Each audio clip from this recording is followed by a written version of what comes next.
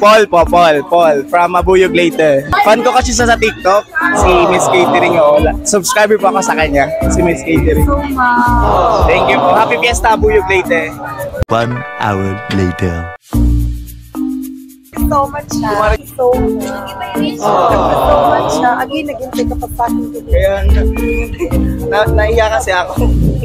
Nawuta ka mo. Nahihiya rin kami. Ano masabi mo? Deserve. Para kay nanay yan. Para hindi na si nanay lumilipad.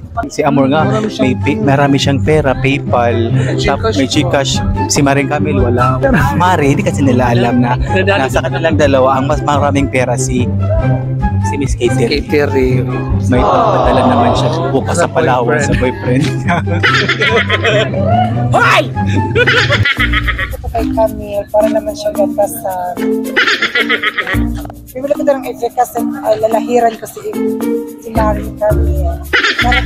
Ano ko, Mari? Na-overwhelmed siya. I'm overwhelmed. I'm not expected. Yeah, sa pag-iinit niya kay ano. Yes, para daw kay Mother. Sana marami ka pang matulungan. Huwag kang mag-alala kasi yung pera na binigay mapupunta yun sa mabuting paraan.